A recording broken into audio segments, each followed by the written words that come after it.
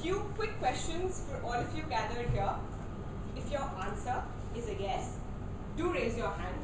And if it's a no, think about it again. Have you ever relished the act of your parent scolding your sibling?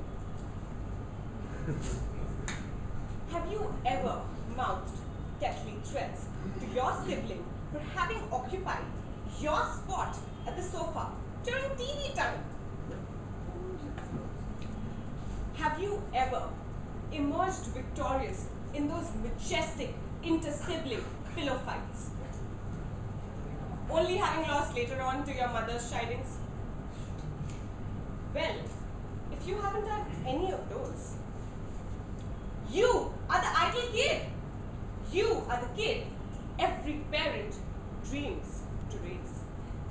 I, on the other hand, test affirmative on each of those questions. Yet, my parents still feel fortunate for having raised me as their kid. A very good evening to one and all gathered here. I, Priyanka Chandak, stand before you to provide you a quick peek into my life. The questions which I had asked previously depict my early teenage days, where I, along with my partners in crime, my cousins, used to indulge in eccentric acts.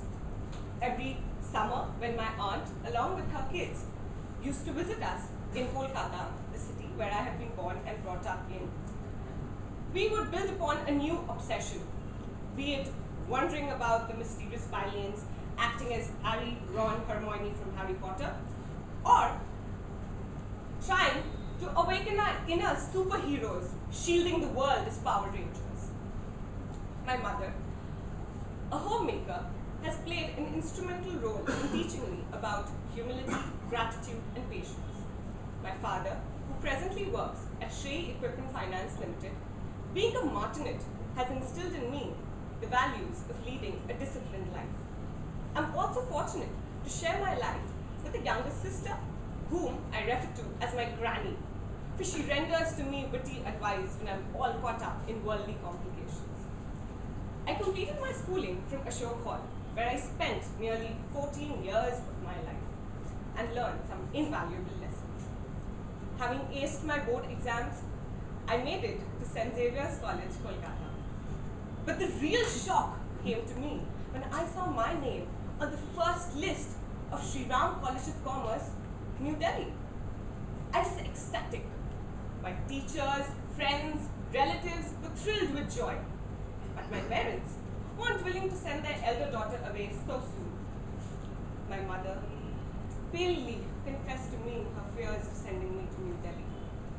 And my father spoke about the importance of professional courses in the corporate ladder and how I would be unable to pursue them once I moved out to New Delhi. As they made their musings vocal, all my dreams vanished into thin air. I felt like a warrior who had been robbed of her shield and sword, as she stood cold in the battlefield, unable to identify her enemy. Days of gloom followed. I chose not to speak to my parents, distanced myself from all social gatherings, unable to bear the ridicule of having lost the golden chance. Gradually, life got busier. I got involved into chartered accountancy, and I stationed these thoughts at some inaccessible corner of my mind. Coming back to myself, being a complete cleanliness freak, always rebuking my sister for her unorganized way of living, I identify myself as Monica from Friends. I also believe in ask, believe, receive, a mantra which I had learned from a book called Secret by Rhonda Byrne. My interests include painting, in which I hold a diploma certificate, Western dancing, playing badminton, catching up on financial news, meeting new people, and adventure sports. I discovered my love for trekking and mountaineering when I visited Himachal Pradesh in 2013. As I stood in the lap of the mighty Himalayas, I pledged to come back. For true love is never unfounded.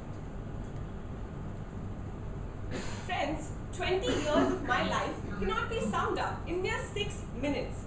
There's so much I would want to share and know with all of you gathered here. I've been on this incredible journey, discovering my various hues, challenging my limits, building my capacity, learning from my mistakes, restructuring my weaknesses, celebrating happy times, and emerging out of the darker ones. For there's always light at the end of the tunnel.